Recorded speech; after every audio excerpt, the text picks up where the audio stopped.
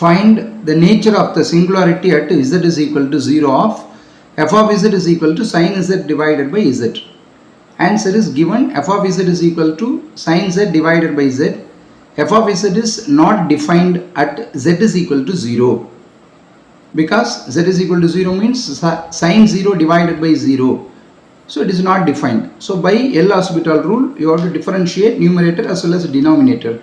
Sin z divided by z, limit z tends to 0, which is equal to limit z tends to 0, cos z divided by 1, cos 0 is equal to 1. This is a finite.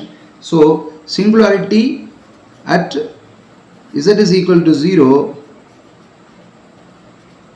is a removable